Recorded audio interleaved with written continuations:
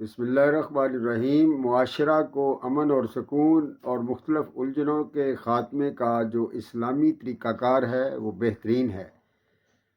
جب ایک انسان دوسرے احباب کو عزیز اور رشتہ داروں کے ساتھ حسن سلوک اور اخلاق کے ساتھ پیش آتا ہے تو یہ ایک بہترین زندگی کے رہنے سہنے کا عمل ہے۔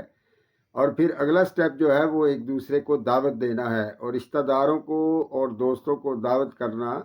اور دوسروں کو دعوت ان کا قبول کرنا، یہ سنت رسول صلی اللہ علیہ وسلم کا حصہ ہے۔ جیسے نفسیات میں انسانی عقلی طریقے جو مشاہدات تجربات کیے جاتے ہیں اور کسوٹیاں ہوتی ہیں جس میں مختلف امراض کا کھوج لگانا، تلازم اختیاری کرنا اور کونسلنگ کرنا تاکہ وہ کونسلنگ کی جو وجہ سے مختلف امراض کا خاتمے میں مدد ملتی ہے۔ اب بات یہ ہے کہ اصل جو کونسلنگ جو ایک مسلم معاشرے کی وہ یہ ہے کہ ہمیں ایک دوسرے کی دعوت کرنا ہوگی،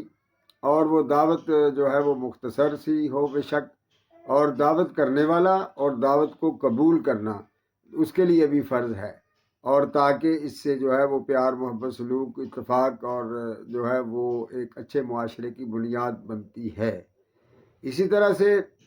جو لانگ لائف صحت کا بھی یہ معیار بنتا ہے، باہمی دعوتیں کرنے اور دعوتیں قبول کرنے کی جو کافی احادیث احادیث مبارکہ ہیں، لیکن ہم چند ایک کا مفہوم بیان کریں گے جن میں جب کوئی مسلمان دوسرے مسلمان کو دعوت کرے تو اس کو وہ قبول کرنا حقوق میں شامل ہے۔ اور اسی طرح سے جس دعوت سے انکاری کی جائے، جس نے دعوت سے انکاری کی، اس نے رسول اللہ صلی اللہ علیہ وسلم یعنی اللہ تعالیٰ اور رسول اللہ صلی اللہ علیہ وسلم کے حکم کی نافرمانی کی۔ ابو داؤد کے اندر یہ اس کا حوالہ ہے۔ اور اس طرح حضرت جابر فرماتے ہیں کہ حضور نبی صلی اللہ علیہ وسلم کا ارشاد ہے، جسے دعوت میں مدعو کیا گیا اسے چاہے قبول کرے، اور اسے چاہیے کہ وہ قبول کرے، اور پھر وہ اسے چاہے کہ کھائے اور چاہے نہ کھائے۔ مسلم شریف۔ یعنی اگلے کی جو دل جوئی ہے وہ بھی ضروری ہے، اور اگر وہ پہنچ سکتا ہے پھر بھی جا کے نہیں کھا سکتا تو پھر بھی دل جوئی کے لیے وہ جو ہے اسے جانا بھی چاہیے۔ اگر یہی سارے معاملات کو اس طریقے سے حسن سلوک سے ہمیں باہمی ایک دوسرے کی جو ہے وہ عزت و تکریم کرنا ہوتی ہے۔ سب مل کر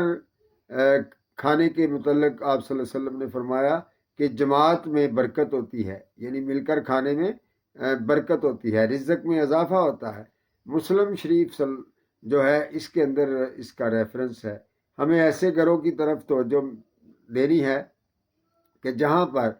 بچے جو ہے وہ مختلف اپنے اپنے موبائل یا انٹرنیٹ یا ٹیلی ویژن کے کمرے میں بیٹھے ہوئے ہیں، علیحدہ بیٹھ کر وہ اپنی جو فضائی دنیا کے اندر وہ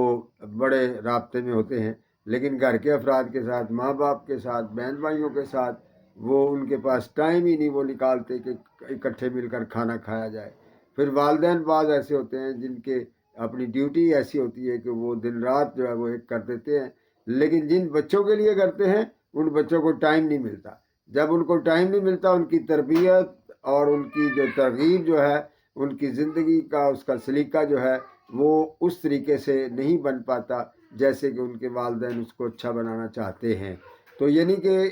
کم از کم ایک ٹائم کا کھانا جو ہے وہ ہمیں اپنے بچوں کے ساتھ باہم مل کر ایک جماعت کی شکل میں کھانا ہوگا۔ اگر ہم نہیں اس طریقے سے کھاتے تو یہ ہم نے اپنے آپ کو نابرکتی اور صحت کی بدحالی کی طرف ہم جائیں گے۔ تو ہمیں یہ جو پیار محبت سلوک اور یہ ساری چیزیں اگر حاصل کرنا ہے تو ہمیں پورے انداز میں جو ہے وہ